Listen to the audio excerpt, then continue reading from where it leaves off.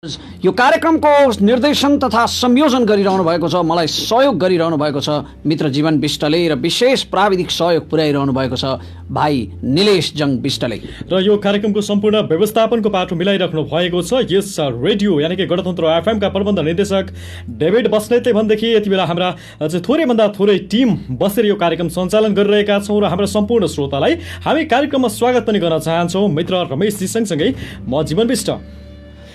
तपाईले हामीलाई यति बेला 95.1 मेगाहर्जको तरङ्ग मार्फत प्रदेश नम्बर 1 का विभिन्न भूभागमा त्यस्तै गरी हाम्रो पात्र अल नेपाली रेडियो डिजिटल नेपाल जस्ता एप्सहरूबाट संसारैभरबाट सुनिराख्नु भएको छ भनेदेखि हामीलाई हाम्रो फेसबुक पेजबाट पनि हेर्नु भएको छ। तपाईले हाम्रो पेजलाई लाइक गर्न सक्नुहुन्छ र आजको कार्यक्रममा हामी ढिला नगरी लाग्न चाहन्छौँ।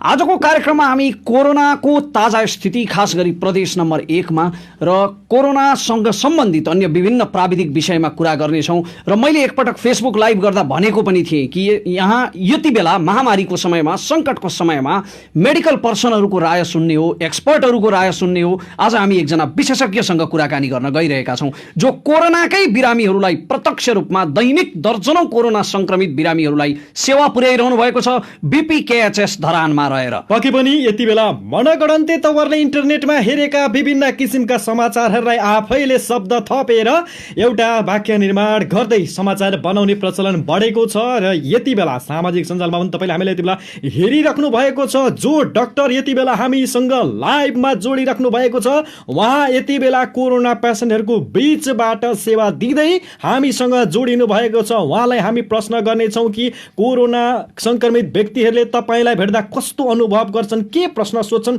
तपाईँको निम्ति पनि यो पहिलो अनुभव हो, कस्तो लागिरहेको छ, के कस्ता कुरामा ध्यान दिनुपर्छ कोरोना संक्रमणबाट बच्न लगायतका अन्य आवश्यक प्रश्नहरू गर्नेछौँ। हामी डाक्टर साहबलाई स्वागत गर्न चाहन्छौँ कार्यक्रममा। उहाँ हुनुहुन्छ डाक्टर, उहाँ धरान बीपीकेएचएस बीपी कोइराला स्वास्थ्य विज्ञान प्रतिष्ठानका हालका कोरोनाका फोकल पर्सन पनि हुनुहुन्छ र उहाँ आइसोलेसन वार्ड इन्चार्ज पनि हुनुहुन्छ त्यहाँको। उहाँ हुनुहुन्छ डाक्टर सञ्जीव शर्मा। आउनुहोस् ढिला नगरिकन डाक्टर सञ्जीव शर्मालाई स्वागत गरौँ। डाक्टर साहब यहाँलाई स्वागत छ। धन्यवाद। आरामै हुनुहुन्छ भनेर त मैले सोद्धा अलिकति अत्युक्ति होला। अहिले त पेसेन्टको एकदमै धेरै कोरोना सङ्क्रमित व्यक्तिहरूको आवत जावत भइरहन्छ अस्पतालमा। कतिको व्यस्त हुनुहुन्छ डाक्टर साहब? अहिले हामी कहाँ कोरोना संक्रमित बिरामी नै अब हुनुहुन्छ भन्ने त होइन, तर त्यो भोलिका दिनमा कोरोना संक्रमित बिरामीहरूलाई भर्ना गर्नुपर्ने र विशेष गरी नेपाल सरकारले बीपी कोइराला स्वास्थ्य विज्ञान प्रतिष्ठानलाई लेभल 3 को अस्पतालको दर्जा प्रदान गरेको हुनाले यसले दिनुपर्ने सेवाहरूको लागि नै हामी प्रिपेयर्डनेसमा गर्दैछौँ। डाक्टर साहब आफै पनि कोरोना सङ्क्रमित बिरामीहरूको उपचारमा संलग्न हुनुभएको छ नि होइन? यो हाम्रो एउटा आरआरटी छ, ऱ्यापिड रेस्पोन्स टिम भन्ने, त्यसमा विभिन्न हाम्रो उपकुलपतिजीको अध्यक्षतामा नै यो छ, भाइस चान्सेलरको अध्यक्षतामा, र विभिन्न त्यसमध्ये सब कमिटीहरू छन् जसले चाहिँ आफ्नो आफ्नो काम हेर्दछ र उसले चाहिँ त्यो आरआरटीको सबै सदस्यहरूसँग समन्वय गर्दछ र मलाई चाहिँ त्यो आइसोलेसन वार्ड सम्बन्धी काम गर्ने भनेर तोक्नु भएको छ। जस्तो बीपीकेएचएसलाई धरानको एउटा प्रादेशिक अस्पताल पनि मानिन्छ र कोरोना सङ्क्रमणका बिरामीहरू पनि यहाँनिर नै आउने व्यवस्था गरिएको छ, परीक्षण गराउने पनि योजना बनाइएको छ, व्यवस्था गरिएको छ। कोरोना सङ्क्रमित बिरामीहरूको मनोविज्ञान चाहिँ कस्तो पाउनुहुन्छ डाक्टर साहब? जस्तो अरू बिरामीहरूलाई जाँच गर्नु र कोरोना सङ्क्रमित बिरामीलाई जाँच गर्नुमा के फरक छ? बिरामीहरूले के कस्तो कुरा गर्छन्, कस्तो हुन्छ मनोविज्ञान? होइन, अहिले यहाँलाई म एउटा कुरा स्मरण गराउन चाहन्छु कि हाम्रो अस्पताल बीपी कोइराला अस्पताल चाहिँ लेभल 3 अस्पताल भनेको चाहिँ मल्टी स्पेसियालिटी अस्पताल जसमा कोरोना सङ्क्रमित रोगहरूको उपचारमा मल्टी स्पेसियालिटी सेवा चाहियो भने, विभिन्न तक्ष जनसमुदायको उपचार चाहियो भने मात्रै यहाँ आउने र यहाँ भर्ना गर्ने भन्ने सरकारको नीति छ। यो सङ्घीय सरकारको मातहतमा रहन्छ यो, र प्रदेश 1 को सरकारसँग समन्वय गरेर काम गर्दैछ। अहिले चाहिँ लेभल 2 को अस्पताल कोशीमा, जुन कोशी अञ्चल अस्पतालको मातहतमा कोभिड-19 अस्पताल भनेर बनेको छ, अहिले बिरामीहरू कोभिड पोजिटिभ भयो भने त्यहाँ भर्ना हुँदैछन्। भनेपछि अहिले चाहिँ लेभल 2 को अस्पतालमा बिरामीहरू भर्ना हुन्छन्, कोशी अस्पताल विराटनगरमा होइन डाक्टर साहब? बिमारको अनुसार यहाँ पनि यहाँ पठाउनु पर्यो भने यहाँ पनि आउँदछन्, त्यहाँबाट रिफर गरेपछि यहाँ पठाइन्छ। हजुर अनि अब यो अहिले प्रदेश नम्बर 1 को स्थिति अत्यन्तै खतरापूर्ण पनि बनेको छ, जसरी उदयपुरमा दिन प्रतिदिन दर्जनौंको संख्यामा कोरोना संक्रमितहरू भेटिँदैछन्। तपाईँ एउटा मेडिकल विशेषज्ञ हुनुहुन्छ, अहिले यो रोग चाहिँ कुन गतिमा फैलिरहेको पाउनुहुन्छ, खास गरी प्रदेश नम्बर 1 मा? यो रोगको फैलिने क्रम 4 वटा हुन्छ, यहाँलाई थाहा छ। त्यो अब हामी एपिडेमियोलोजिकल हिसाबले त्यसलाई त्यसरी विभक्त गर्छौँ। यो चाहिँ समुदायमै फैलिएको भन्ने अब स्टेजमा स्टेज 3 भन्छ जसलाई। हजुर। समुदायमा एकबाट अर्कामा फैलेको भन्ने कुरा चाहिँ उदयपुरमा प्रमाणित भएको छ। हजुर। र समुदायमा फैलिने अवस्थामा पुगेको छ यो। हजुर। जस्तो उदयपुरमा भेटिएका मानिसहरू जो मस्जिदमा भेटिएको भनिएको थियो कोरोना संक्रमित व्यक्तिहरू, उहाँहरूको ट्राभल हिस्ट्री हेर्दाखेरि चाहिँ उहाँहरू त डिसेम्बरमै नेपाल प्रवेश गरेको पाइयो भन्ने कुरा पनि आयो। यदि उहाँहरूलाई नेपालभित्रै संक्रमण भएको हो भने त यो त डरलाग्दो स्थिति भएन र डाक्टर साहब? होइन, उहाँहरूलाई कहाँ भयो त एउटा कुरा भइहाल्यो, तर उहाँहरूबाट अरू नेपालीहरूलाई पनि सरेको छ नि त। हजुर। 11 जना त त्यसमा नेपाली नै हुनुहुन्थ्यो नि त। हजुर। पछिको हिस्सामा। हजुर। अहिले अब बिरामीहरू थपिँदै जाँदाखेरि, धेरै बिरामीहरूको संख्या हुँदै जाँदा त बीपीकेएचएस अस्पतालमा पनि धेरै नै चाप पर्ला। यसको लागि अब यो संक्रमण बढिरहेको बेला बिरामीको बढ्दो चापका लागि बीपी कोइराला स्वास्थ्य विज्ञान प्रतिष्ठानको कस्तो तयारी छ त?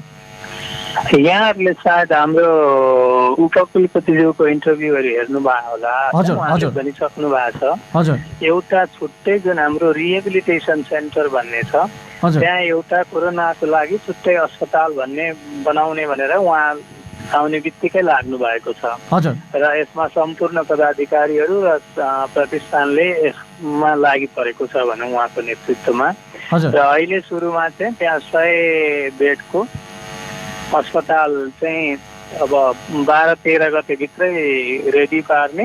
हजुर। र त्यसमा चाहिँ विभिन्न विधाका बिरामीहरू राख्न मिल्ने गरी, जस्तै आइसियूमा राख्नुपर्ने बिरामी, बच्चाको आइसियूमा राख्नुपर्ने, मातृ शिशु राख्न मिल्ने, ती हरेक लेभलका बिरामीहरू राख्न मिल्ने गरी त्यो अस्पताल प्रयोगमा ल्याउने भनेर अहिले द्रुत गतिमा कार्य चल्दैछ।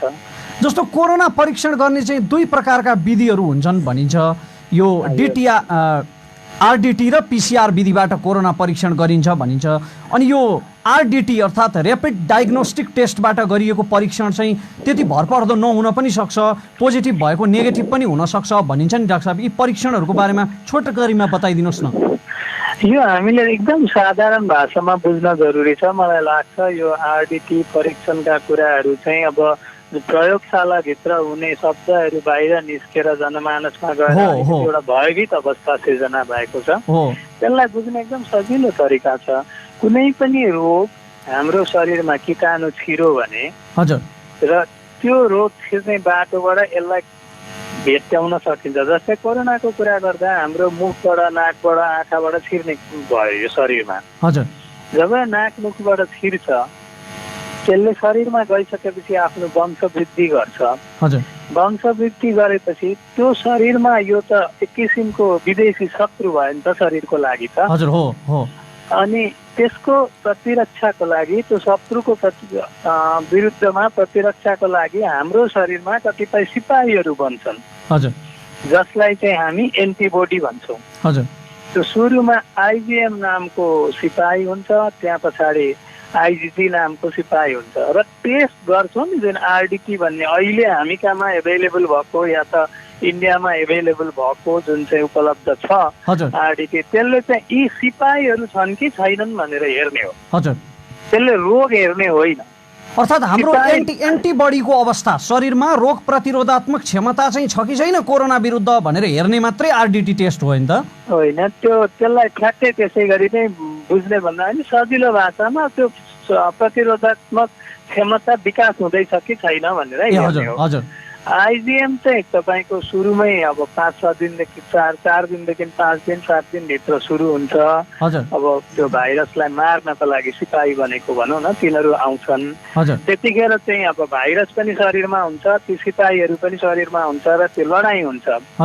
र त्यसलाई सपोर्ट गर्न करिब 2 हप्ता पछाडि अर्को आइजिजी भन्ने अर्को सिपाही बन्दछ, जसले चाहिँ जसको उत्पादन सँगसँगै शरीरमा अब त्यो भाइरस कोरोनाको चाहिँ मात्रा घट्दै जान्छ र आइजिजी शरीरमा आउनु भनेको चाहिँ रोग निको हुँदैछ र यसले अब दीर्घकालीन प्रतिरक्षा पनि दिन्छ भन्ने हो। हजुर। र अब हामीले कुन टेस्ट गर्छौँ भन्ने कुरा, हामीले भाइरस चाहिँ नै पत्तो लगाउन सक्यौँ भने जुन चाहिँ स्वाबबाट पिसिआर टेस्ट भन्छौँ नि अहिले, हजुर हजुर पिसिआर टेस्ट, नाकबाट त्यो पिसिआर भनेको चाहिँ त्यो भाइरसको कुनै एउटा कण आरएनएबाट छ कि छैन हेर्ने हो। त्यो छ भने शरीरमा भाइरस नै छ, कोरोना नै छ भन्ने हो। भनेपछि डाक्टर साहबले भन्नुभयो यो आरडिटी टेस्टले चाहिँ तपाईँको एन्टिबडीको अवस्था बताउँछ होइन, हाम्रो शरीरमा कोरोना विरुद्ध लड्ने क्षमता विकास हुँदैछ कि छैन भन्ने कुरा चाहिँ डिटिआर टेस्टले बताउँछ, तर यो आरडिटी टेस्टले बताउँछ। तर पिसिआर परीक्षणले चाहिँ त्यो भाइरसको आरएनए, भाइरसको उपस्थिति शरीरमा छ कि छैन भन्ने देखाउने भयो नि डाक्टर साहब। हो, त्यही हो। डाक्टर साहब, र यति बेला अर्को असाध्यै महत्त्वपूर्ण प्रश्न जुन आम जनमानसमा खड्केको छ, यो प्रश्न गर्नुपर्छ तपाईँलाई कि यति बेला विभिन्न एप्स लगायतका अन्य टोल फ्री नम्बरहरू पनि दिएको छ कि आफूलाई सङ्क्रमण भएको, आफूलाई शङ्का लागेको खण्डमा तपाईँ चाहिँ फ्रीमा सम्पर्क गर्न सक्नुहुनेछ भनेर त्यस्ता नम्बर दिँदै पनि आम जनमानसमा चाहिँ यदि कोरोना सङ्क्रमित भएमा असाध्य अप्ठ्यारो परिस्थितिमा राखिन्छ, आफन्तलाई भेट्न दिँदैन, निकै नै अप्ठ्यारो परिस्थिति हुन्छ भनेर पनि मानिसहरू सम्पर्कमा आइरहेको छैनन्, त्यो त्रास छ भनिन्छ। खास हुन्छ कस्तो यो बताइदिनुहोस् न। होइन, कोरोनाको बिरामीसँग अरूलाई भेट्न नदिनु भन्ने त त्यो परिवारलाई जोगाउनु होइन। हजुर। किनभने तपाईँ जति सम्पर्कमा हुनुहुन्छ यो त बोल्दा, खोक्दा, हाच्छिउँ गर्दा जुन हाम्रो शरीरबाट थुक र्यालहरू निस्किन्छ, त्यस देख्न नसक्ने कणिका साना साना हुन्छन्, त्यसैबाट सर्ने हो नि त। र हामी त्यो खोक्दा, हाच्छिउँ गर्दाखेरि जुन वरिपरि भएका वस्तुहरू हुन्छन्, जस्तै टेबल भयो, ह्यान्डल भयो, त्यस्तोमा हुन्छ, तिनीहरूमा हात लाग्यो भने, मुखमा लाग्यो भने त्यसबाट सर्छ। त्यही भएर जति नजिक भयो त्यति सर्ने सम्भावना बढी हुन्छ बिरामीबाट अरूलाई। त्यही भएर हामीले कोरोनाको बिरामीसँग चाहिँ भेटघाट गर्न नदिने भन्ने कारण त्यो हो। त्यही भएर अस्पतालले नै पुरै जिम्मा लिएर सरकारले औषधि फ्री दिने भनेर औषधि अस्पतालले दिन्छ, अनि त्यहाँबाट खानेकुरा अस्पतालले दिन्छ, र त्यो त परिवारको मान्छेलाई जोगाएको पो हो त। पक्कै पनि यो आम नागरिकले बुझ्न आवश्यक छ। आम नागरिकको प्रश्न हामीले तपाईँलाई राखिदिएका थियौँ कि उहाँहरूलाई मोबाइल दिइन्छ कि दिँदैन, उहाँहरूको अवस्था कस्तो हुन्छ, कसरी राखिन्छ भन्ने त्यो जिज्ञासा भएको कारणले चाहिँ हामीले तपाईँलाई राख्यौँ। र यो सुनेपछि पक्कै पनि अब उहाँहरू चाहिँ सम्पर्कमा आउनुहुन्छ, जो डराइराख्नु भएको छ सम्पर्कमा आउनको निम्ति पक्कै पनि यसले सहज वातावरण खेल्छ भन्ने हामीले विश्वास राखेका छौँ। कोरोनाको लागि डराउनु पर्ने हामी एक्चुअली अर्को पनि एउटा सायद मानसिक तनाव हुनु एउटा समस्या के पनि भइदियो भने यो विदेशमा कतिपय देशमा अत्याधिक मात्रामा फैल्यो, केही सावधानीहरू नअप्नाएको कारणले। जस्तै इटालीको कुरा गर्छौँ हामी जहिले पनि। हो, यहाँनिर डाक्टर साहब हजुरले बोल्दै गर्दा मैले रोक्न चाहेँ, मलाई माफ गर्नु होला। तपाईँले युरोपमा पनि काम गर्नुभएको छ होइन, विभिन्न देशहरूमा काम गर्नुभएको छ युरोपका, अनि त्यहाँ त एकदमै हाइजिन चेतना चाहिँ सरसफाइको एकदम उच्च हुन्छ भन्ने मान्यता छ नि त हाम्रो त्यहाँ। सरसफाइको चेतना उच्च हुन्छ भन्ने हाम्रो मान्यता छ। तर त्यति उच्च चेतना, त्यति हाई कन्सियसनेस हुँदाहुँदै पनि इटाली, स्पेन जस्ता देशहरूलाई त तिरिखिरी बनायो नि कोरोनाले। यो चाहिँ के भएर हो डाक्टर साहब? यो चाहिँ हामीले पाएको जानकारीमै केही छुटेको हो कि? जस्तै इटालीको चाहिँ जुन अस्पतालबाट यो सुरु भयो, जुन अस्पतालमा पहिला बिमारी आए त्यही अस्पतालमा मैले काम गरेको। हजुर हजुर 2 वर्ष म थिएँ। अनि मेरो कुरा भइरहेछ, हिजो आज पनि कुरा हुन्छ होइन। हजुर। अनि त्यहाँ चाहिँ कस्तो सिस्टम छ भने हाम्रो जस्तो यहाँ सोझै बिरामीले डाक्टर भेट्न सक्दैनन्। विदेशमा धेरै ठाउँमा त्यही हुन्छ, जिपी भन्छौँ नि हामी, जेनरल प्र्याक्टिसनर। हजुर। पहिला बिरामीहरू केही भयो भने जेनरल प्र्याक्टिसनरकोमा जान्छन्, त्यहाँबाट चाहिँ उहाँहरूले रेफर गर्नुभयो भने मात्रै स्पेसियलिस्टलाई भेट्न पाइन्छ। अर्थात् जो चाहिँ प्र्याक्टिस गरिरहेका सिकारु डाक्टरहरू जो हुनुहुन्छ अथवा अलिकति विशेषज्ञता आर्जन नगरिसकेका सामान्य चिकित्सकहरू कहाँ पहिला जाने?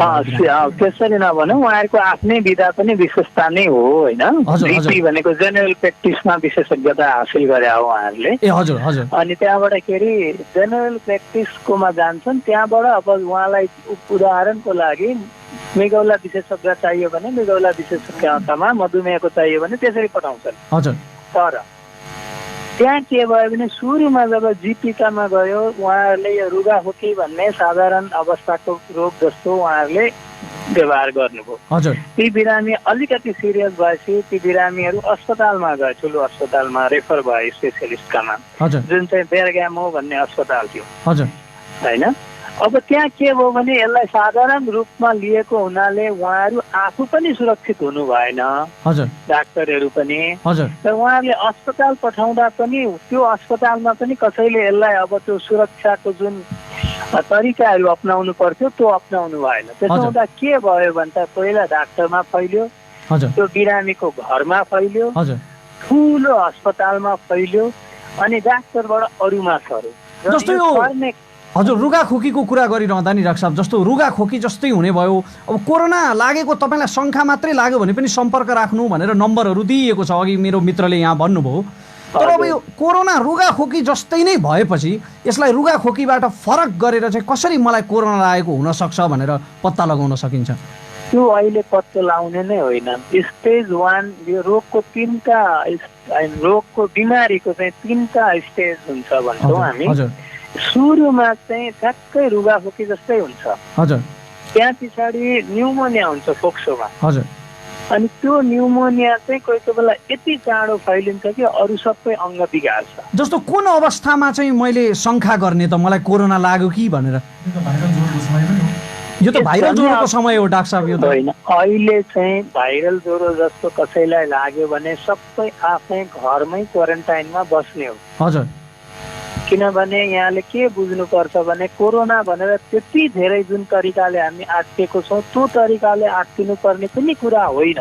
सावधानी हुनुपर्ने। जस्तै 100 जनामा 80 जना बिरामीलाई त साधारण लक्षण मात्रै हुन्छ या कुनै लक्षणै हुँदैन। अहिले यहाँले देख्नु भएको छ नेपालमा जति पनि हामीले बिरामीहरू भेटेका छौँ उहाँहरूलाई एकदमै अत्यन्त साधारण लक्षण या त कुनै लक्षणै छैन। अनि त्यसरी फेरि भाइरल ज्वरो आएको बेलामा घरमै क्वारेन्टाइनमा बसियो अथवा कोरोना परीक्षण गरिएन भने त फेरि त्यसले झनै नकारात्मक अवस्था ल्याउँदैन र बिरामीको अवस्था झन् क्रिटिकल बनाउने सम्भावना हुँदैन र डाक्टर साहब? होइन, यहाँको प्रश्न पनि ठिकै हो। त्यसको जवाफमा चाहिँ कसरी यहाँले बुझ्नुपर्छ भने रुगाखोकी जतिमै त्यो रहेर 2 हप्तापछि निको भयो भने त केही भएन, तर त्यो किन घरमै क्वारेन्टाइनमा बस्नु भनेको चाहिँ अर्कोलाई सर्न सक्छ र कसलाई यो साह्रो हुन्छ भन्ने चाहिँ ठ्याक्कै गाह्रो हुन्छ। जस्तै अब के भनिन्छ भने जस्तै घरमा बुढाबुढी मान्छे हुनुहुन्छ, ज्येष्ठ नागरिकहरू हुनुहुन्छ, सुगर, प्रेसर या त मृगौला रोग, मुटु रोग, कलेजो रोगको बिरामी, क्यान्सरको बिरामीहरू हुनुहुन्छ भने उहाँलाई धेरै च्याप्छ यो रोगले। इटालीमा पनि जुन मृत्यु धेरै भएको छ त्यो 80 वर्षभन्दा माथिको मानिसहरूको मृत्यु बढी भएको छ। त्यहाँको एभरेजमा एज नै त्यो जुन सहरमा यो सुरुमा फैलाएको थियो त्यहाँको मान्छेहरूको एभरेज एज नै 80 वर्ष हो र बुढाबुढीलाई बढी हुने भएर र छिटै फैलिने भएर पनि यो रोगले त्यहाँ धेरै प्रकोप देखाएको हो। जस्तै हामी चाइनामा हेर्नुभयो भने त्यही तरिकाको त्यति धेरै रोगमा मृत्यु भएको छैन मानिसहरूको।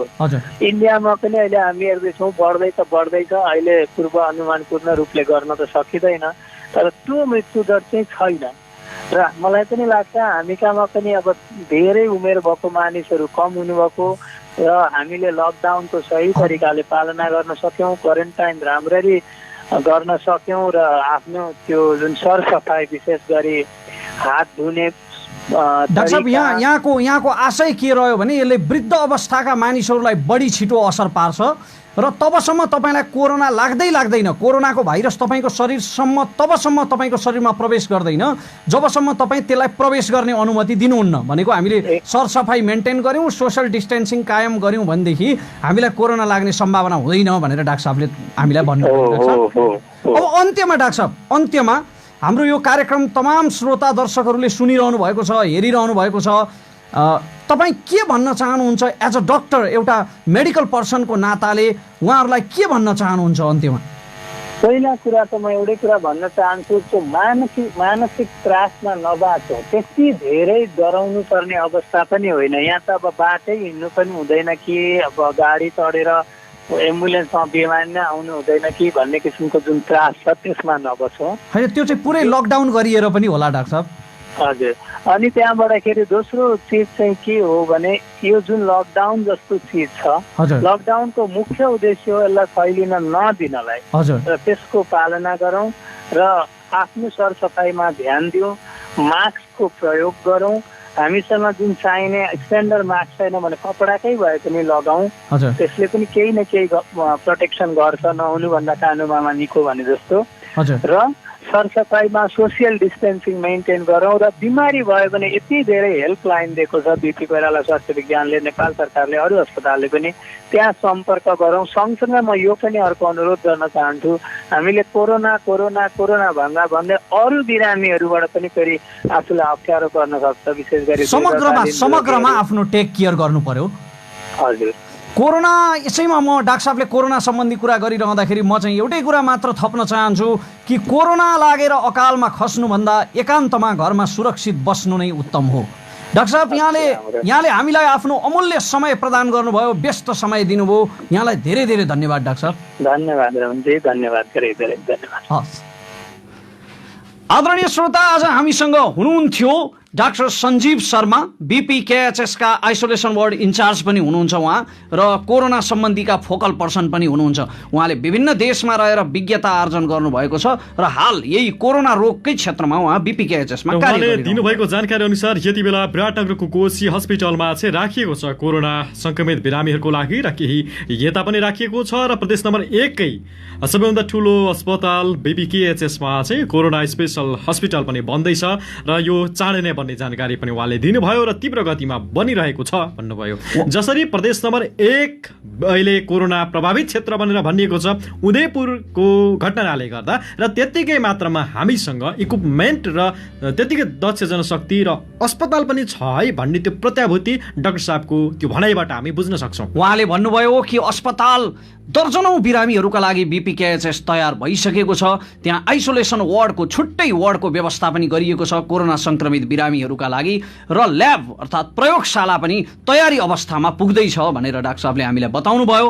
तपाईँले पक्कै पनि यसबाट लाभ प्राप्त गर्नुभयो होला, हामीलाई आशा छ। डाक्टर सञ्जीव कुमार शर्माले अर्को पनि के जानकारी गराउनु भयो भने हामी आवश्यकताभन्दा ज्यादा मानसिक रूपमा विक्षिप्त बनिरहेका छौँ, त्यति धेरै मानसिक रूपमा विक्षिप्त हुन आवश्यक छैन, मात्र हामीले सोसल डिस्टेन्सलाई कायम गर्ने हो र आफ्नो स्वनियमलाई पालना गर्ने हो भने पनि हामी यो कोरोना संक्रमणबाट बच्न सक्छौँ। र यति बेला लासमाथि अर्को लासको चाहिँ सम्भावना रहन्छ नेपालमा, त्यो फैलन सक्छ भनेर जुन एक किसिमको हावा, एक किसिमको त्यो हाउगुजी फैलाएर चाहिँ विशेष गरी महिला केटाकेटीमा एक किसिमको सन्तास फैलाउने काम गरिएको छ। यसमा हामी जस्ता मिडिया कर्मीहरूले पनि सोच्नुपर्छ, जस्तै समाचार सम्प्रेषण गर्छौँ, समाचार सम्प्रेषण गर्नुको अर्थ मानिसलाई सचेत गराउँदै चाहिँ सरकारले यो कोरोना विरुद्ध जुन एक किसिमको लक्ष्य हासिल गरेको छ कि कमभन्दा कममा यो झार्न सकियोस् र चाँडै यो समाधान होस् भन्ने जुन धारणा लिएको छ, यसमा सघाउ पुर्याउनु पनि मिडियाको कर्तव्य हो भन्ने हामीलाई लाग्छ। यस्तो समाचार फैलाउने साथीहरूलाई म यति मात्र भन्न चाहन्छु यहाँबाट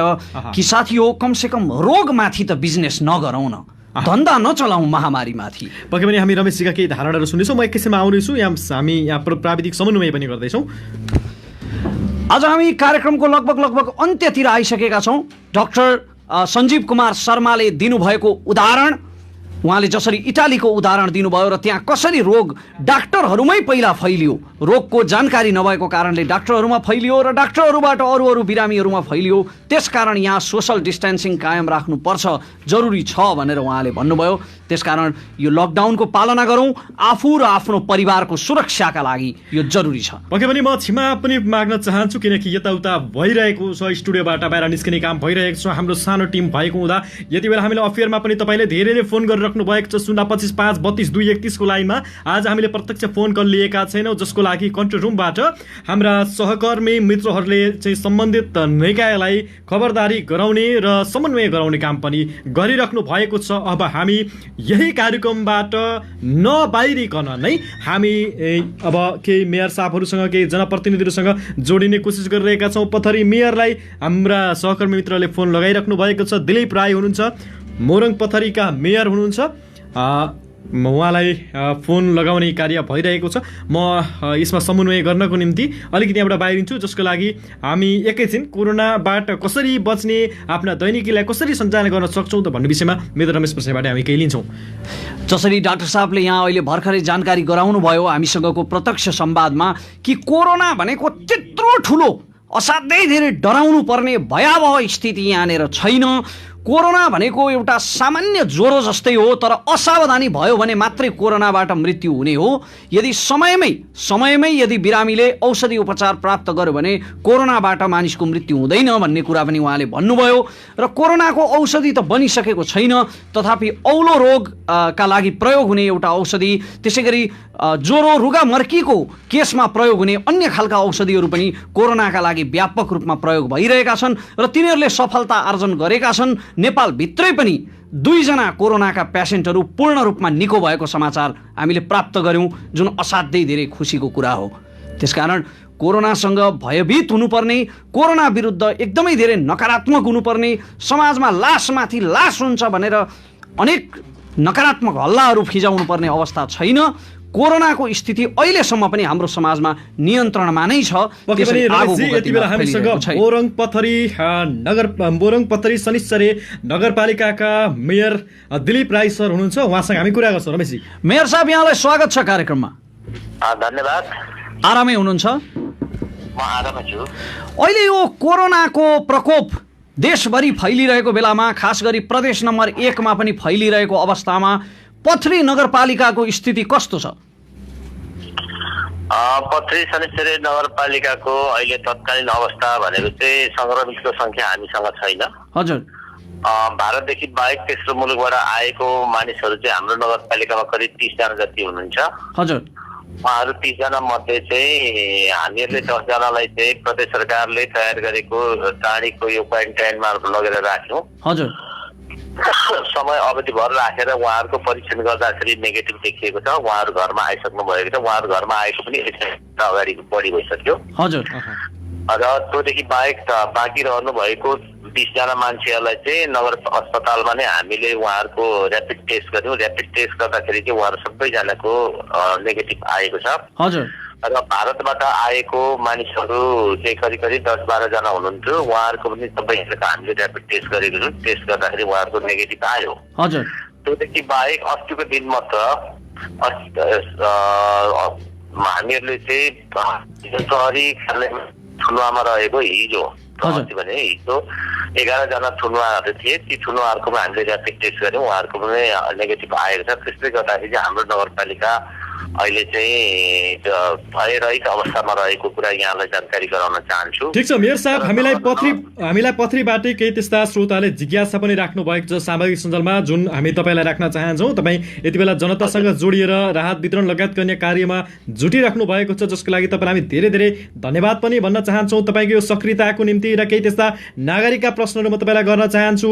मोरङ पथरी शनिश्चरीमा केही त्यस्ता इटा भट्टाहरू पनि रहेको र त्यहाँनिर चाहिँ आवत जावतको क्रम पहिला हुने गरेको लकडाउन भन्दा अगाडि, र अहिले केही इटा भट्टामा काम गर्ने मजदुरहरू पनि ती भित्रै रहेको, गतिविधि भित्रभित्रमा इटा भट्टा सञ्चालन चाहिँ दिनको केही घण्टा भइरहेको भन्ने कुरा आएको छ। यसलाई हजुरले कसरी हेर्नु भएको छ? डाक्टर साहब, यदि यो मेयर साहब यदि यो हजुर एउटा कुरा चाहिँ दुःखद कुरा चाहिँ के रहेछ भनेर भनिन्छ नि, इटा भट्टाले चाहिँ इटा निर्माण गर्ने सन्दर्भमा मजदुरहरूको आवश्यक स्वाभाविक रूपमा पर्छ नै। तर त्यस्तो इटा बनाउने मान्छेहरू चाहिँ हाम्रो नेपालीहरू हामीमा चाहिँ कम रहेछ। त्यो सिप नभएको मान्छेहरू हामी रहेछौँ। त्यसो कारणले गर्दाखेरि चाहिँ विदेशका मान्छेहरू, खास गरेर भारत र बङ्गलादेशका मान्छेहरू चाहिँ यहाँ आएर काम गरिरहेको अवस्था छ। तर उनीहरू चाहिँ लकडाउन हुनुभन्दा महिनौँ अगाडिदेखि नै निरन्तर रूपमा, वर्षौँ अगाडिदेखि निरन्तर रूपमा काम गर्दै आएको मान्छेहरू छ।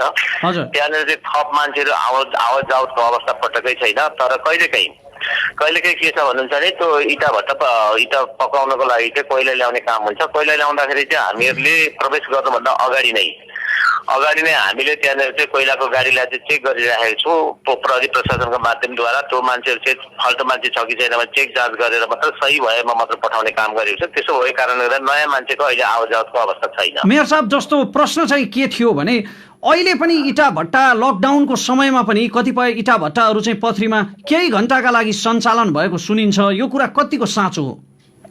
अब केही समय ठुल्ठुला उद्योगहरू केही समयसम्म ती बसेको मजदुरहरूले मेटेरियल ती हुँदाखेरि ती काम गरेको अवस्था रहेको छ। त्योदेखि बाहेक चाहिँ अहिले पछिल्लो समयमा चाहिँ सानोतिना योजनाहरू चाहिँ सानो एउटा सङ्ख्यामा स्थानीय श्रमिकहरूको सहभागितामा केही कामहरू गर्ने काम हामीले अन्य कामहरू पनि सुरु गरेको छौँ। ठिक छ मेयर साहब, त्यो अत्यन्तै राम्रो कुरा हो। सुरक्षा अप्नाएर ती भित्रै रहेका बाहिर नगएका मानिसहरूले बारीमा आफ्नो काम गरे जस्तै उद्योगमा काम गर्नु त्यो ठुलो चाहिँ हवाको विषय भएन।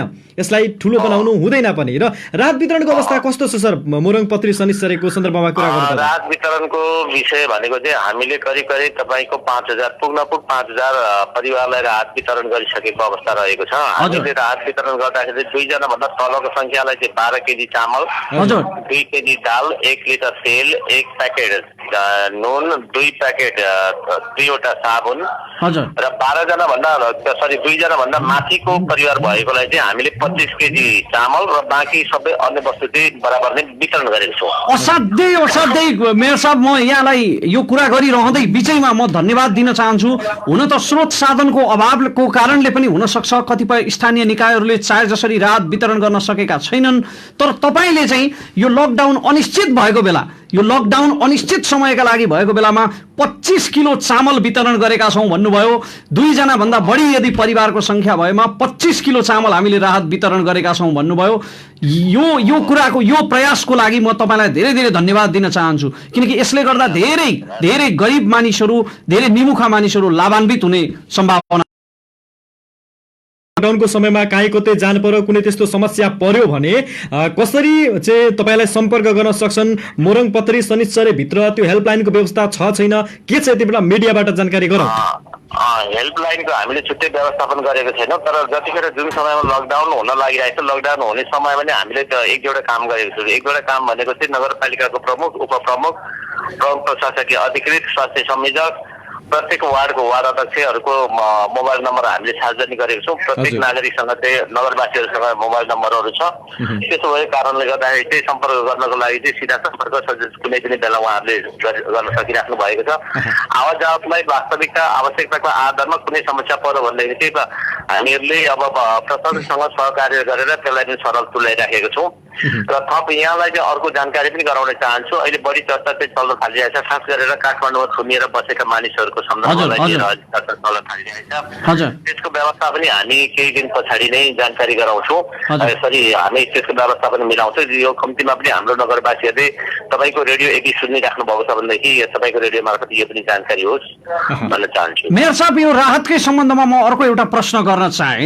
यहाँले भन्नुभयो 25 किलो चामल हामीले 2 जना भन्दा माथिको परिवार भएकालाई र 2 जनाको हाराहारीमा संख्या भएकालाई हामीले 12 किलो चामल वितरण गरिरहेका छौँ भनेर यहाँले भन्नुभयो।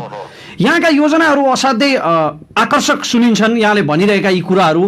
तर अब कतिपय ठाउँमा सही ठाउँमा राहत वितरण नभएको, राहतमा भेदभाव भएको, पाउनुपर्नेले राहत नपाएको गुनासो पनि सुनिन्छ।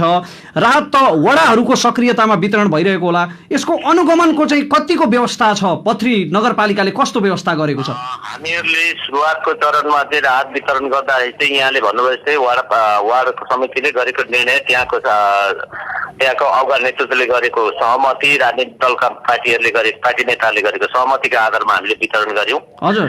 र अब छिटफुट रूपमा तपाईँले भन्नुभयो जस्तो वास्तवमा अहिले तत्कालै राहत पाउनु आवश्यक नभएको मान्छेहरूले पाएको हुनसक्छ, तर सकेसम्म हामी त्यसलाई ध्यान दिएको छौँ। र राहत वितरण गर्ने सन्दर्भमा चाहिँ अझै पनि केही छुटेका मानिसहरू छन् भनेर चाहिँ वार्डबाट खबर आइरहेछ। त्यसको लागि आगामी दिनमा थप व्यवस्थापन गर्ने योजना पनि राखेको छ। ठिक छ मेयर साहब, तपाईँको यो स्वयं आफै नै जुन तरिकाले खटिराख्नु भएको छ, यो सक्रियताको निम्ति र जुन वडाध्यक्षहरूसँग गर्नुभएको यो समन्वयको निम्ति पनि हामी तपाईँलाई विशेष धन्यवाद दिन चाहन्छौँ। र यो लकडाउनलाई सबै मिलेर एक ठाउँबाट चाहिँ सफल बनाउनको निम्ति र कोरोना संक्रमणबाट देशलाई बचाउनको निम्ति आम पत्री शनिश्चरीवासीलाई कसरी अपिल गर्न चाहनुहुन्छ जाँदै? सँगसँगै यो आश्वस्त पनि पारिदिनु होला कि पत्री नगरपालिका सधैँ तपाईँको साथमा छ कुनै पनि गाह्रो साह्रो परेको खण्डमा भनेर। सबभन्दा पहिला त मैले तपाईँलाई अत्यन्तै यो नगरपालिकाको खुसीको खबर सुनाएँ। विदेशबाट आउनुभएको कसैसँग पनि पोजिटिभ नदेखिएको अवस्था रहेको छ, यो पहिलो कुरा भयो। दोस्रो कुरा चाहिँ हामीहरूले अहिले बजार व्यवस्थापन गर्नको लागि दैनिक दिन बिहान 7 बजेदेखि 10 बजेसम्म बजार खोल्ने अति आवश्यक सामग्रीको निम्ति भनेर राखेको छौँ, निर्णय गरेको छौँ। त्यो अनुसारको व्यवस्थापन भइरहेछ। सँगै हामीले हाम्रो नगरपालिकामा चाहिँ आवश्यक वस्तुदेखि बाहेकको कुनै पनि प्रवेशलाई निषेध गरेको अवस्था रहेको छ। र म सम्पूर्ण नगरवासीहरूलाई फेरि पनि तपाईँको रेडियो मार्फत आह्वान गर्न चाहन्छु कि यो लकडाउनलाई जे नियम हामीले पालना गर्नुपर्ने हो त्यो नियममा चाहिँ अहिलेसम्म नगरवासीहरूले सबैजनाले त्यसलाई पालना गर्नुभएको छ। यसलाई सतर्कता अप्नाउने कुरामा मर्यादित ढङ्गले उहाँहरूले उपयोग गर्नुभएको छ। आगामी दिनमा पनि यसलाई निरन्तर दिनको लागि म 25 शनिचरी नगरपालिकाको सम्पूर्ण नगरवासीहरूलाई हार्दिकपूर्वक अपील गर्न चाहन्छु। हस्, यहाँलाई समय र संवादका लागि रेडियो गणतन्त्र एफएम र संसारभरका हाम्रा श्रोता अनि दर्शकको तर्फबाट धेरै धेरै धन्यवाद। हस्, यहाँहरूलाई पनि धन्यवाद। आदरणीय श्रोता, आदरणीय दर्शक, भर्खरै मात्र हुनुहुन्थ्यो मोरङ पथरी शनिश्चरका मेयर दिलीप राईसँग हामी कुरा गरिरहेका थियौँ मोरङ पथरी शनिश्चरीमा राहत वितरणको अवस्था, लकडाउनको अवस्था र कोरोना सम्बन्धी ताजा स्थितिको बारेमा मेयर साहबले हामीलाई जानकारी गराउनु भयो कि पथरीमा विदेशबाट आएका जसको ट्राभल हिस्ट्री थियो उहाँहरू सबैको लगभग परीक्षण गरिसकिएको छ। सबैजना कोरोना नेगेटिभ हुनुहुन्छ, अर्थात् कसैमा पनि कोरोनाको संक्रमण भेटिएन। जेलमा रहेका थुनुवाहरूमा पनि परीक्षण गरियो, 11 जना थुनुवाहरूमा परीक्षण गरियो, उहाँहरूमा पनि कसैमा पनि कोरोना संक्रमण भेटिएन। त्यसै गरी टाढी स्थित आइसोलेसनमा राखिएका, क्वारेन्टाइनमा राखिएका शङ्कास्पद व्यक्तिहरूको परीक्षण गर्दा पनि कोरोनाको संक्रमण भेटिएन भनेर मेयर साहबले हामीलाई जानकारी गराउनुभयो। त्यसै गरी उहाँले हामीलाई भन्नुभयो हामीसँगको कुराकानीमा कि पथरीमा 25 किलो चामल वितरण भइरहेको छ। यदि परिवार संख्या 2 जना भन्दा माथि छ भनेदेखि तपाईलाई राहत मिलोस् भनेर लकडाउनको समयमा यो कुरा, यो मेयर साहबले भन्नुभएको कुरा पथरीमा कतिको लागू भइरहेको छ अथवा छैन यहाँहरूले हामीलाई कमेन्टमा लेख्नुहोला।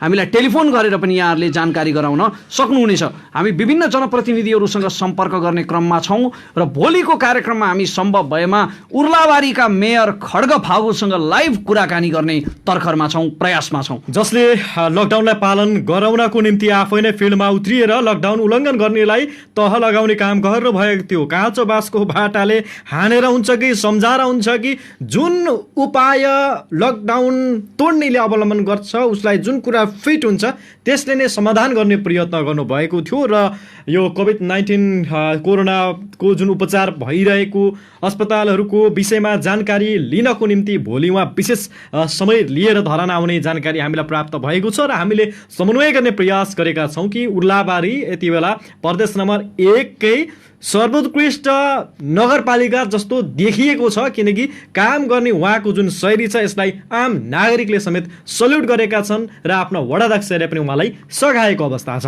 सामाजिक सञ्जालमा पनि उहाँले गरेका सकारात्मक कार्यहरूको असाध्यै धेरै चर्चा भएको छ, रहेको छ र हामी उहाँसँग यी कार्यहरूको बारेमा पनि प्रश्न गर्ने नै छौँ, विचार विमर्श गर्ने नै छौँ। हामीले गणतन्त्र एफएम 95.1 मेगाहर्ज मार्फत यो लकडाउन हेल्पलाइन सञ्चालन गरिरहेका छौँ। हिजो हामीले विविध कारणले गर्दा, प्राविधिक कारणले गर्दा यो हेल्पलाइन सञ्चालन गर्न सकेनौँ। धरानमा लगभग मध्य दिनसम्म वर्षा भयो, बिहानैदेखि बेलुकासम्म विद्युत आपूर्ति अवरुद्ध भयो। त्यसकारण हिजो एक दिन हामीले कार्यक्रम स्थगित पनि गर्नु परेको थियो। यसमा हामी तपाईँसँग क्षमा प्रार्थी पनि छौँ। र पक्कै पनि बिहानको समयमा विशेष गरी यति बेला अधिकांश नगरपालिकाहरूले चाहिँ अलिकति लकडाउनलाई खुकुलो बनाउने र आवत जावत सँगसँगै तपाईँका विशेष सामग्री खरिद गर्नको निम्ति त्यो समय दिने भनेर 2-3 घण्टाको समय छुट्याएको अवस्था छ। तर कोरोनाले तपाईँको बिहान साँझ दिउँसो कुनै पनि समय हेर्दैन, उसलाई घडी हेर्न आउँदैन। ऊ जुनसुकै बेला पनि हाम्रो माझमा सङ्क्रमण फैलाउनको निम्ति आउन सक्छ। यसर्थ नगरपालिकाले, गाउँपालिकाले हामीलाई दिएको त्यो सहजतालाई हामीले दुरुपयोग गऱ्यौँ, आफैलाई सो नियमभित्र बाँधेनौँ भनेदेखि कोरोनाको सङ्क्रमित बन्नको निम्ति हामी जुनसुकै बेला पनि तयार हुनुपर्ने अवस्था रहन सक्छ। यहाँनिर म डाक्टर सञ्जीव शर्माले अघि भन्नुभएको कुरा स्मरण गरिरहेको छु। जीवनजी, डाक्टर साहबले भन्नुभयो कि तपाईँ तबसम्म तपाईँको शरीरमा कोरोना आउँदैन जबसम्म तपाईँ उसलाई आफ्नो शरीरभित्र आउने लाइसेन्स दिनुहुन्न। अर्थात् यदि हामीले स्वनियमको पालना गऱ्यौँ भने, सोसियल डिस्टेन्सिङ मात्रै कायम गऱ्यौँ भने र सरसफाइमा ध्यान दियौँ भने कोरोना हाम्रो शरीरभित्र प्रवेश गर्नै सक्दैन भनेर उहाँले भन्नुभयो। किनकि बालबालिकाको सन्दर्भमा कुरा गर्नुपर्दा अब बालबालिकाहरूको आफ्नो चाहिँ विवेकले कार्य गर्दछन् र अलिकति उनीहरूको यो समय भनेको निर्देशनलाई पालना गर्नुपर्ने हो। विद्यालयमा जाँदा उनीहरूले टिचरका हरेक निर्देशनहरू पालना गरेको हुन्छन् र उनीहरू व्यस्त रहन्छन्। बिहान र बेलुकाको समयमा उनीहरूले आफ्नो चाहिँ निश्चित समय चाहिँ आफ्नो निम्ति प्रयोग गर्ने गर्दछन्, यानि कि खेल्नको निम्ति, मनोरञ्जनको निम्ति प्रयोग गर्ने गर्दछन्। यति लामो लकडाउन भइसके पश्चात उनीहरूले एकहोरो चाहिँ इन्टरनेटमा गेम खेलिरहने या त मोबाइल हेरिरहने जुन एउटा प्रचलन त्यो बढेको देखिन्छ, त्यो चाहिँ यति बेला भइरहेको छ प्रत्येक घरमा। किनकि बालबालिकाहरू सबैजना यो लकडाउनमा एकै ठाउँमा भेला हुन पनि सक्दैनन्। उनीहरू साथीहरूसँग बस्न र आफ्ना चाहिँ कुनै पनि प्रश्नहरू आफ्ना जिज्ञासाहरू आफूभन्दा ठुला मान्यजनहरूसँग सोधिरहन चाहिँ मन पराउँछन्। यति बेला तपाईँ आफै पनि लकडाउनले गर्दा पट्यार लाग्दो अवस्थामा रहनु भएको हुनसक्छ। बालबालिकाहरूले कुनै प्रश्न गर्दा तपाईँलाई दिक्क पनि लाग्न सक्छ र यो कोरोना चाहिँ अत्यन्तै भयावहको स्थिति पो हो कि यो साह्रै ठुलो आगोजी पो हो कि भनेर बालबालिकाले सोच्नु मात्रै भनेको पनि उनीहरूको त्यो कलिलो मस्तिष्कमा असर पर्नु। यहाँनिर दुवै हातमा लड्डु भने जस्तो हुन्छ जीवनजी। जब हामीलाई पट्यार लागेको हुन्छ, हामीलाई दिक्क लागेको हुन्छ, त्यति बेला हामीले बालबालिकाहरूका प्रश्नलाई रचनात्मक तरिकाले समाधान गर्न खोज्यौँ भने, उनीहरूका जिज्ञासाहरूको सही उत्तर उनीहरूलाई दिने प्रयास गऱ्यौँ भने त्यसले दुईटै काम हुन्छ। एउटा त हामीलाई आफूलाई लागेको पट्यार पनि कम हुन्छ र उनीहरूको कलिलो मस्तिष्कमा नकारात्मक असर पनि पर्न पाउँदैन। यति बेला हाम्रा बालबालिकाहरूलाई हामीले विशेष गरी पढाइतर्फ लाउन सक्छौँ। सम्भवतः धेरैले लगाइ पनि राख्नु भएको होला र पढाउनु भन्दा बाहेक चाहिँ हामी उसको खुसीले जेसुकै गरोस् भनेर हामी उसलाई चाहिँ विशेष गरी गेमहरू खेल्नको निम्ति छोडिदिने गर्दछौँ।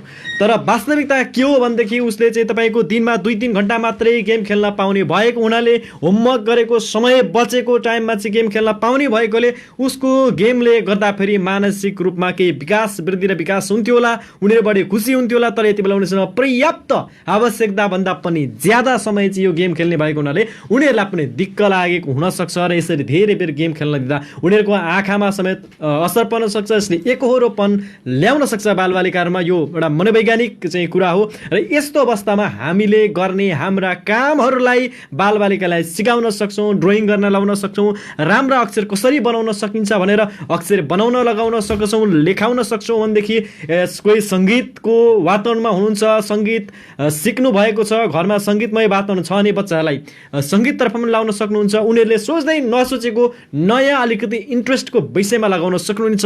साँझ बिहान सँगै आफूसँग राखेर तरकारी केलाउन होस् या त तपाईँको आफ्नो सरसफाइ आफै गर्नको निम्ति पनि किचनका कामहरूको सन्दर्भमा यस्ता कुराहरू तपाईँले सिकाउन सक्नुहुन्छ आफ्ना बालबालिकाहरूलाई। र यो कार्यक्रम हामी सञ्चालन गरिरहेका छौँ। सम्भवतः हामी अब उत्तरार्धतिर आइसकेका छौँ। पक्कै पनि यो भनिरहँदा अर्को पनि एउटा जानकारी हामीले गराउनै पर्ने हुन्छ। कोरोना विरुद्धको कुनै पनि प्रकारको भ्याक्सिन बनेको अहिलेसम्म आधिकारिक जानकारी आएको छैन। एकले अर्कालाई दोषारोपण गर्ने एक किसिमको वाक युद्धको रूपमा फलानो राष्ट्रले बनाएको छ भनेर चाहिँ एक किसिमको पुर्कुटी मार्ने चलन बढिरहेको छ। सामाजिक सञ्जालमा हो हल्ला भइरहेको छ। यस्तै न्युजको पछाडि मानिसहरू लागिरहेको छन्। तर यथार्थ सत्य तथ्य जानकारी के हो भनेदेखि कोरोनाको संक्रमणबाट बच्नको निम्ति र यो चैत वैशाखको हावाहुरी अनि यो मौसममा आउने अन्य मौसमी रुगाखोकीबाट बच्नको निम्ति पनि उत्तम उपाय भनेको यदि तपाईँ घरमा तपाईँको दुध उपलब्ध छ भनेदेखि दुधलाई उमालेर खानु पर्यो। जति सक्दो धेरै तातो पानी उमालेर खानु पर्यो। चियाहरू खानुभयो, सबै कुराहरू चाहिँ तपाईँले तातो मात्रै प्रयोग गर्नुभयो र अन्य रोगहरूबाट बच्ने प्रयत्न गर्नुभयो भने यो सबैभन्दा उत्कृष्ट भ्याक्सिन तपाईँसँगै छ। किनभने कोरोनाले तिनै मानिसहरूलाई सबभन्दा बढी आक्रमण गर्छ जसको रोग प्रतिरोधात्मक क्षमता कमजोर हुन्छ भनेर डाक्टर साहबले भन्नुभयो। त्यसकारण यति बेला हामीले ती खानेकुराहरूमा पनि बल गर्नुपर्ने भएको छ, ती खानेकुराहरूमा जोड दिनुपर्ने भएको छ जसले चाहिँ हाम्रो प्रतिरोधात्मक क्षमतालाई पनि बलियो बनाउँछन्। जस्तो कि हरिया सागपातहरू, गेडागुडी, तरकारी, झोल पदार्थ आदि जस्ता खानेकुराहरूमा यति बेला हामीले जोड दिनुपर्ने बेला भएको छ।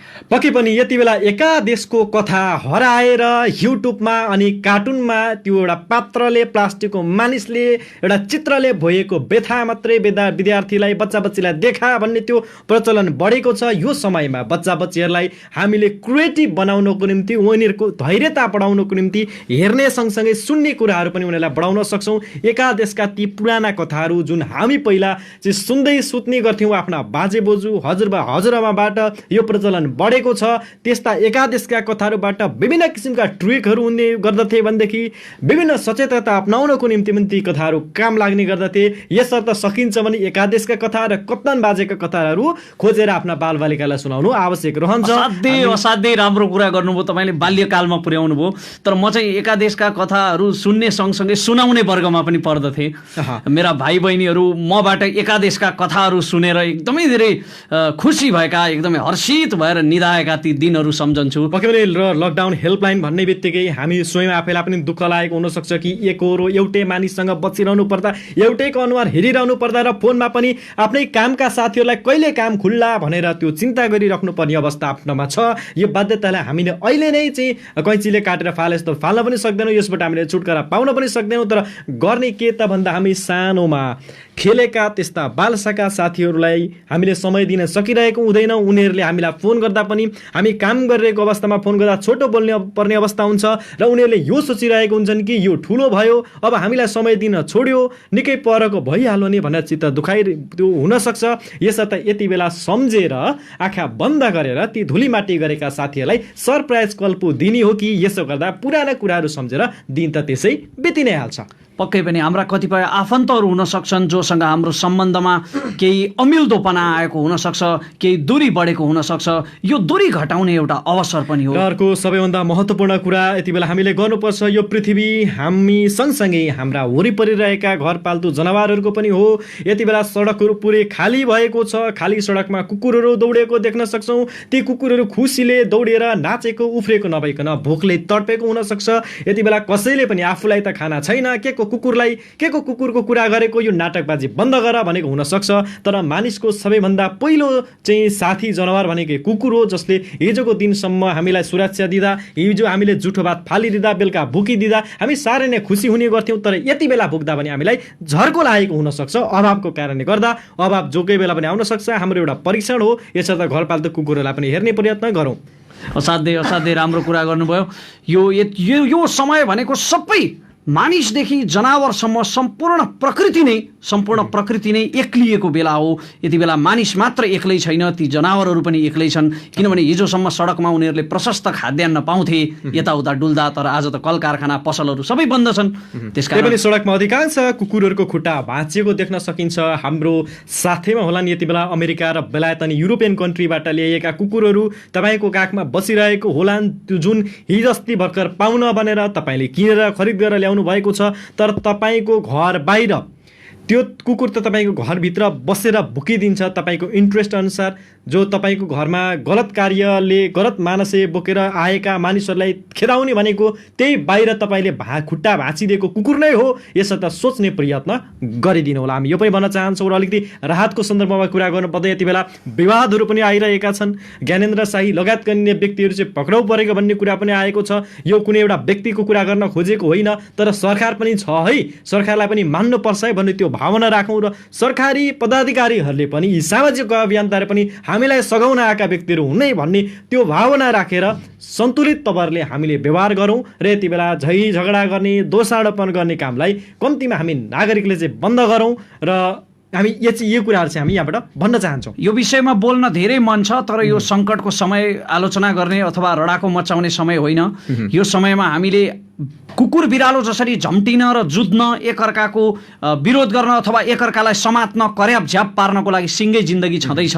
यो देशलाई, दुनियाँलाई सङ्कट परेको समय हो, महामारीको समय हो। यस्तो अवस्थामा नागरिकले पनि सरकार चिन्नुपर्छ, सरकार छ भनेर चिन्नुपर्छ, र सरकारले पनि असल नागरिक चिन्नुपर्छ, जसले धर्म गरिरहेका छन्, जसले समाज सेवा गरिरहेका छन्, राहत वितरण गरिरहेका छन्। त्यस्ता नागरिक सामाजिक अभियन्ताहरू पनि सरकारलाई, आम नागरिकलाई सघाउनकै निम्ति दुःख गरेर यो तातो घाममा राहत सङ्कलन गरेर हिँडेका हुन् भन्ने कुरालाई सबैले बुझ्नुपर्छ। र राहत वितरण गर्दा पनि जुन एकद्वारा प्रणाली छ यसलाई पनि हामीले मान्नुपर्छ। यति भन्दै हामी अब आवश्यक परेमा अर्को खण्डमा भेट्ने बाचा गर्दै र तपाईँको भोलि दिउँसो 2 बजे सम्पूर्ण किसिमका समस्याहरू 2 देखि 3 बजेसम्म हाम्रो मोबाइल नम्बर र हाम्रो यस टेलिफोनमा लिने बाचासहित र उर्लाबारीका मेयरलाई सम्भवतः सकेसम्म स्टुडियोमा ल्याउँछौँ भन्ने तपाईँलाई त्यो चाहिँ एउटा जानकारी दिँदै हामी यो कार्यक्रमबाट हाम्रो सम्पूर्ण यति बेला कार्यक्रमलाई व्यवस्थापन गरिदिइरहनु भएका डेभिड बस्नेत जो हाम्रो कार्यक्रमको प्रबन्ध निर्देशक हुनुहुन्छ, टेक्निकल सपोर्टमा साथ दिइराख्नु भएको निलेश विष्ट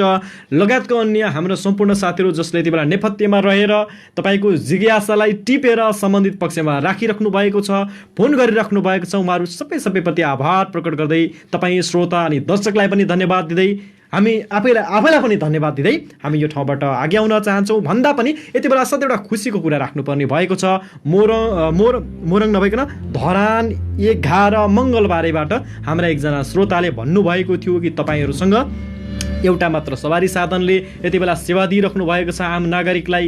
हामीलाई साह्रै खुसी लागेको छ।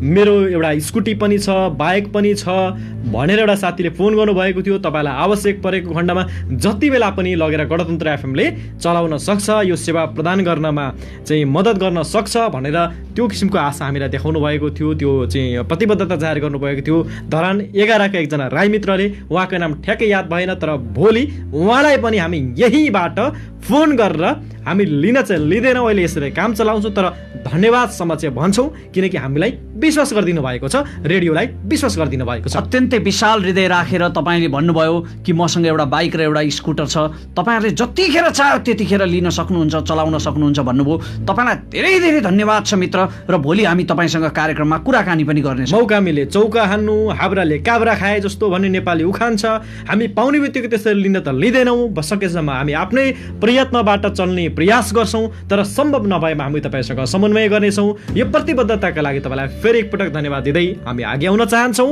हवस् त सबको जिन्दाबाद।